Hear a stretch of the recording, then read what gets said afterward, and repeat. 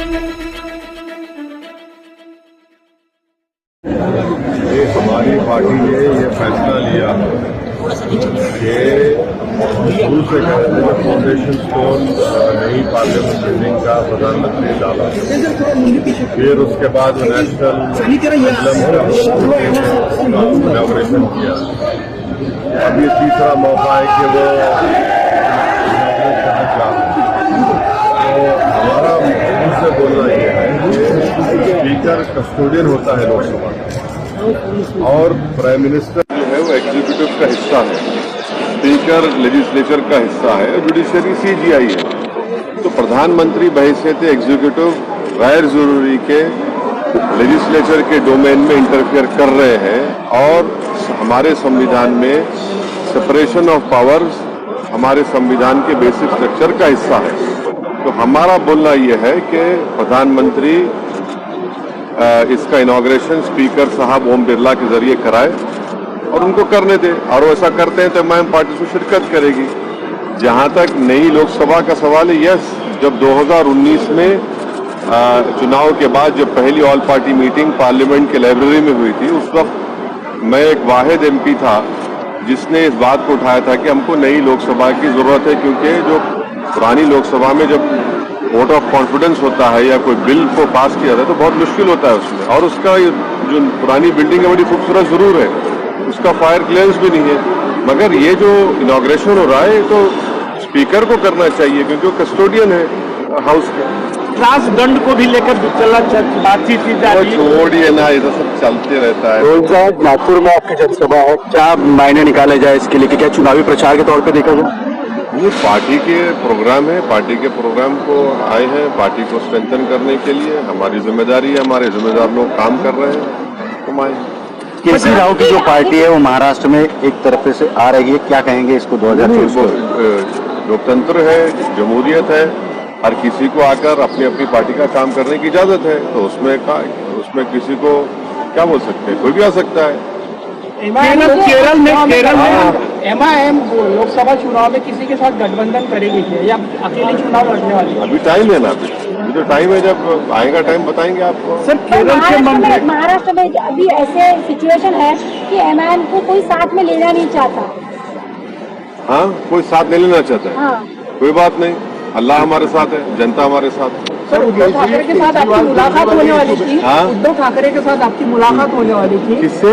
उद्धव ठाकरे के साथ आपकी मुलाकात होने वाली थी। आपके साथ में आके बोले वो? नहीं, क्या बात करते हैं आप? अभी अभी प्लेन से मैं उतरा हूँ, आप आए क्या?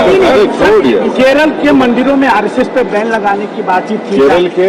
केरल में जितने भी मंदिर हैं वहाँ पे आरएसएस की जो शाखाएं होती है उस पे बैन लगाने की बातचीत की गई है, सरकार कह रही है। जो नहीं मालूम, मैं तो आपसे सुन रहा हूँ, मुझे नहीं। मेरा सर जो हुआ उसके बारे में कुछ कहेंगे आप?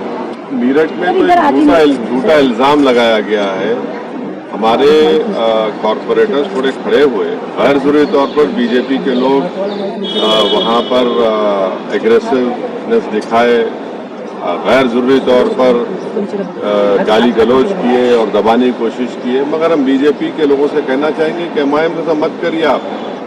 अगर आप इस तरह करेंगे तो फिर हम भी आपका जवाब देंगे जमहूरी तरीके से।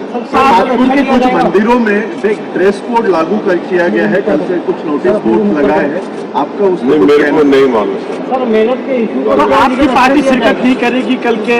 हाँ, हमने कहा है ना, अगर प्रधानमंत्री स्पीकर से कराते हैं तो हम बराबर जाएंगे, क्योंकि लोकसभा का कस्टोडियन जो है वो स्पीकर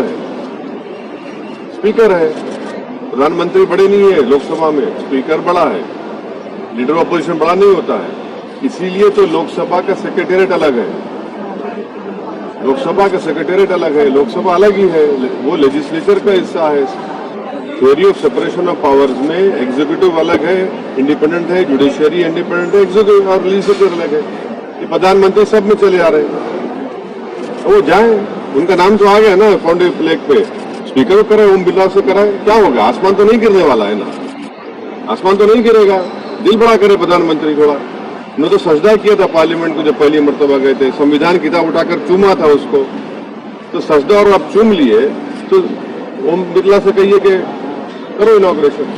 बाइकआउट गैंग सर बोल रहे हैं आप लोग? बाइकआउट गैंग बोला जा रहा है भाजपा की तरफ से। शाम में 6 बजे और रात में 9 बजे ये सो कॉल्ड नेशनलिस्ट बैठते हैं टीवी के ऊपर। ये 6 PM 9 PM नेशनलिस्ट है, ये मैं शुरू से कह रहा हूँ लोगों को, उनका काम है। सर केजरीवाल जी ने आपके पार्टी को अप्रोच किया है सर दिल्ली? नहीं, हमारा तो राज्यसभा में तो है ही नहीं है।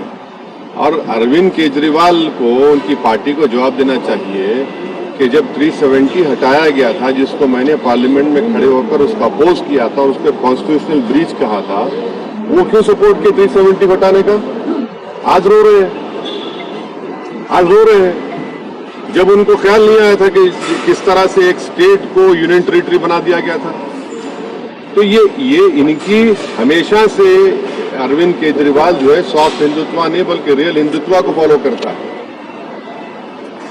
और बीजेपी से बड़ा अपने आप को हिंदुत्व का लीडर बनाने का। अब देखिए क्या हो रहा है, अब लड़ते रहिए। अब तो ऑर्डिनेंस जो सरकार ने इशू किया है वो अनएथिकल है, मगर लीगली उनको राइट है ऑर्डिनेंस इशू करने का।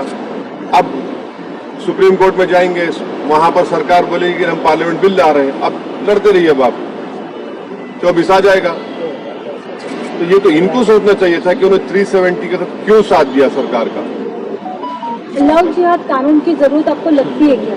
है लव जिहाद जैसे कायदे करना चाहिए ऐसे आपको लगता है तो जरूरत है इसकी? देखिए, भारत के संविधान में जो 18 साल और 21 साल का जो हो जाता है तो उनको शादी करने का राइट है। तो ये जैसा एक कहावत है कि जब मियाँ बीवी राजी तो क्या करेगा खाजी। ये कौन होते हैं लव जिहाद के कानून पे बनाने वाले? कैसे बनाएंगे आप, कैसे प्रूफ करेंगे? आप होते कौन है? आप लव जिहाद के नाम पर जो महाराष्ट्र में आंदोलन चला वो पूरा RSS और बीजेपी बैक था, उससे नफरत पैदा करने की कोशिश की गई और इसीलिए सुप्रीम कोर्ट में वो गया मामला। सुप्रीम कोर्ट ने कहा कि जिन जिन नेताओं ने उस सभा में, उन सभाओं में बकवास भाषण किया, हेट स्पीच, केस बुक किया, FIR होना चाहिए, अरेस्ट होना चाहिए वो लोग। अब लग क्या लव जिहाद का बात कर रहे हैं? नौकरी की बात क्यों नहीं करते? आप रोजगार की बात करिए, आप किसान मर रहा है उसकी बात करिए, अब उस पर बात नहीं करेंगे। और पूरा ये बीजेपी बैक प्रोग्राम था महाराष्ट्र में, जितने सभाएं हुई है पूरा गवर्नमेंट बैक था, RSS बैक था प्रोग्राम और उसमें एक ही मकसद था कि एक समुदाय, मुस्लिम समुदाय के खिलाफ नफरत को भड़काया जाए। तो क्या RSS नफरत फैला रहा है?